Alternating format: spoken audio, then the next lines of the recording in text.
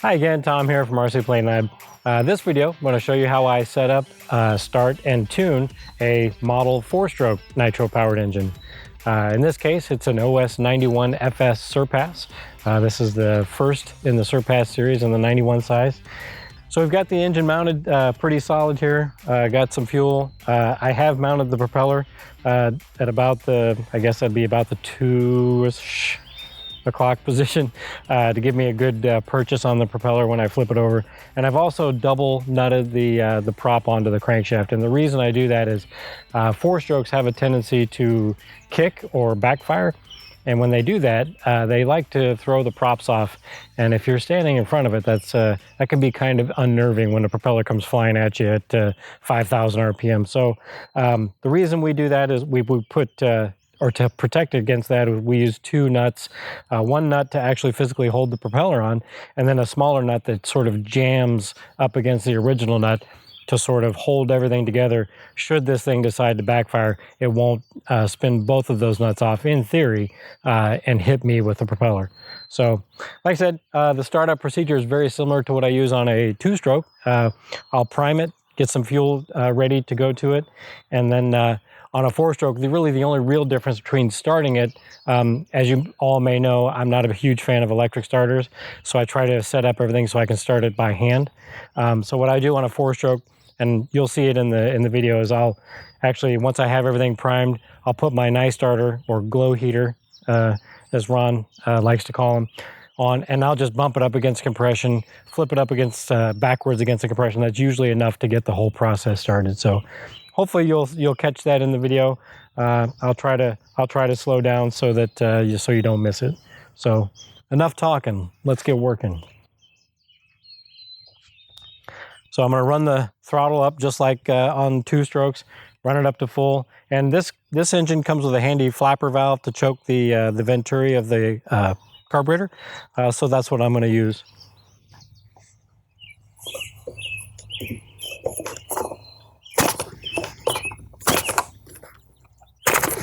There we go, plenty of fuel. And then back to idle. And we're ready to fire this thing up. This is an OS. I don't anticipate any trouble. OS, good running engines, even though it doesn't look pretty with some of the corrosion that's on it, but still should be a pretty good running engine.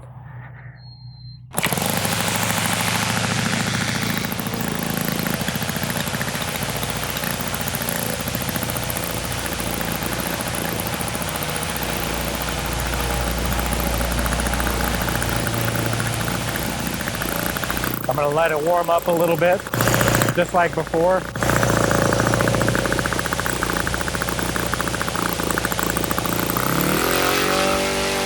Now, once I get tuning on this happens really fast. So I'm richening up here, and you can see it's very rich.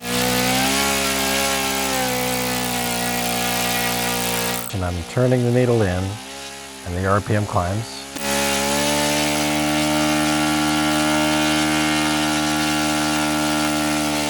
And now it sags. I back it off to a safe, rich setting.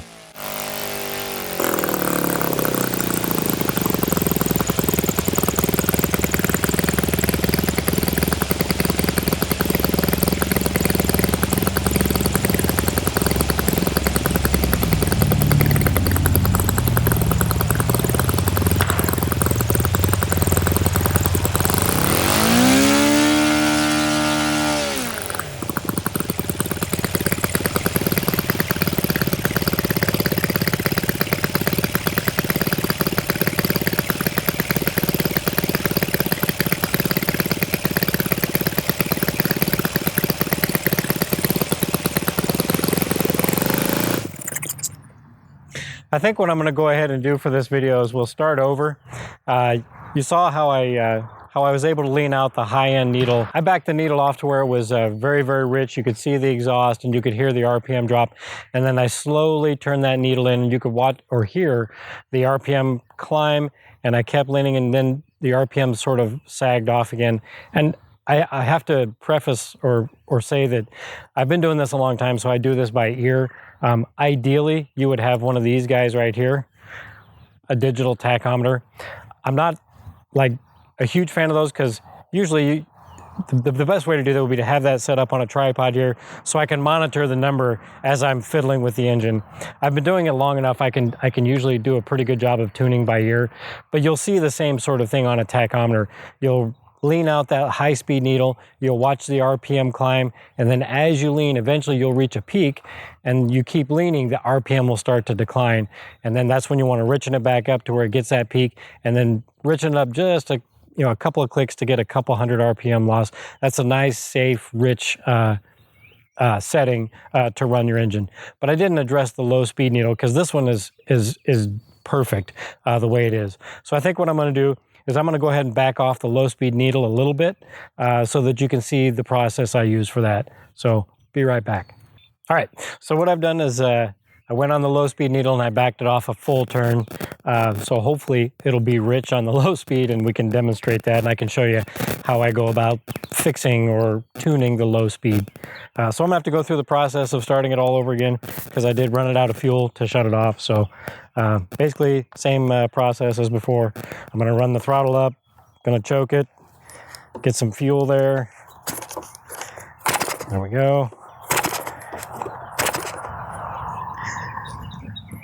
Wipe the fuel off my fingers. And it should fire right up. Famous last words.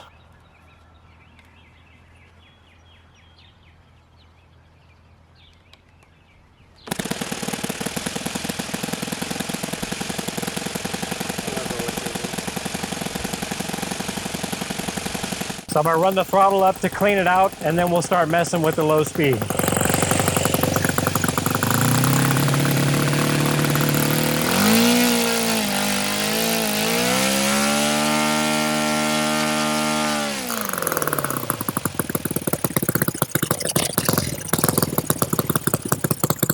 Way too rich on the low speed. So I'm just going to go a 1/16 of a turn.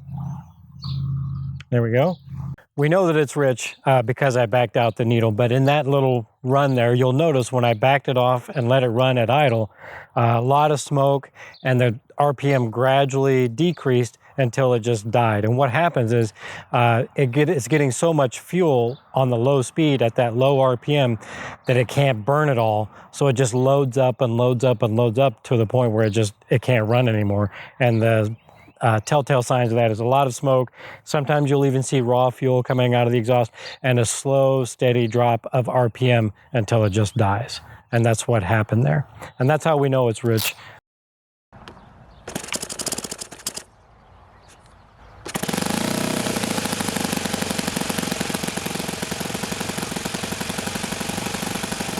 You'll notice that before I pull off the knife starter, I run the throttle up just a little bit, and I do that just to keep the engine running.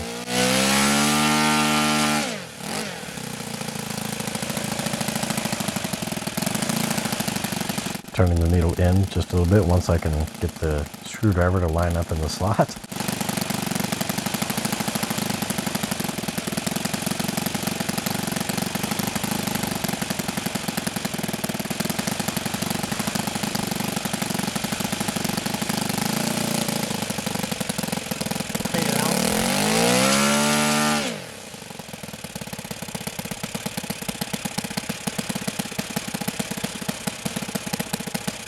Lots of smoke, steady decline of RPM. It's still a little bit rich on the low end. So I'm going to fire back up and make another adjustment. I think I can probably get away without the glove. Maybe. Again, famous last words.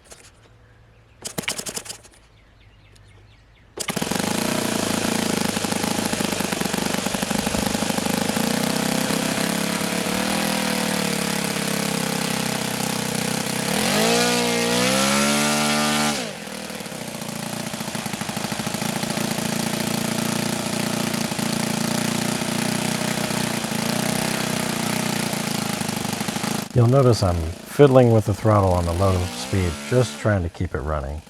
And there's that sort of pop and cackle we're talking about.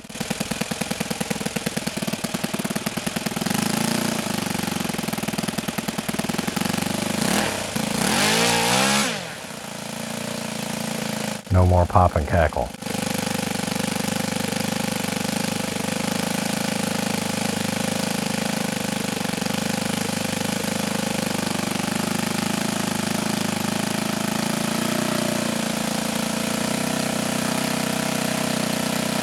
You'll see me turn this other needle, and this is actually the throttle stop screw, and I'm backing that off to bring the idle back down because I've leaned it out so much that the RPM is climbing at idle. And I can't bring it back any farther, so I use that needle to back off the throttle barrel so I can close it off. No smoke. Now it's starting to smoke. Now we're on the lean side. And we'll check that with a quick blip of the throttle. So I'm on the lean side now, and you can tell that at idle, it's not doing that nice pop and cackle. It's just a solid, hitting on every other stroke, a nice smooth idle, which usually a four-stroke, if the low speed is set correctly, it'll kind of pop and cackle and do that four-stroking kind of a sound. But the real telltale sign to know if you're lean is when you advance the throttle from idle to full throttle. If it just dies, or if it speeds up and dies quickly, like it did just then, that's a telltale sign that it's too lean now on the low end. So I'm going to put it back looks like about a quarter of a turn and fire it back up. And that should be pretty close to where we were at before. And I'm going to use a glove. Four strokes when they've been lean can be mean. You can quote me on that.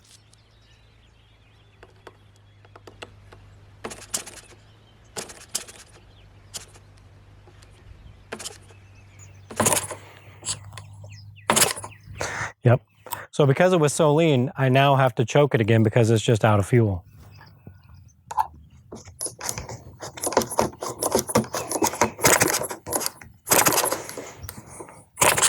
I don't generally intentionally run my engines lean because it causes excess heat and wear, which we've talked about on the show before. So I don't recommend running your engines lean intentionally.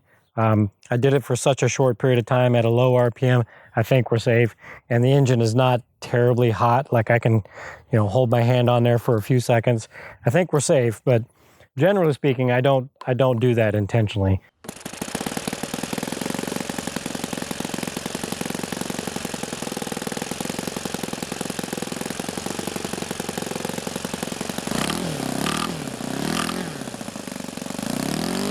A little bit of knocking right there. The engine was hot. So what I do here is I richen it up to cool things off, and then eventually you'll see that I have to lean it out a little bit again on the high end. And there's that pop and cackle hitting every other time, that typical four-stroke sound.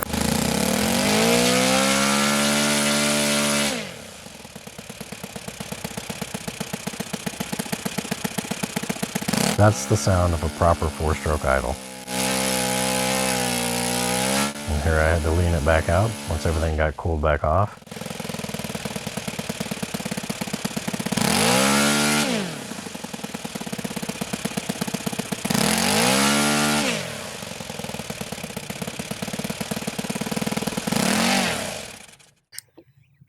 So there you go. That's how I tune my four-stroke nitro engines. Hopefully you've learned something. Hopefully it was interesting, and hopefully you had a good time. Be sure to check out our other videos and like and subscribe. Once again, I'm Tom from RC Airplane Engine. Thanks for watching.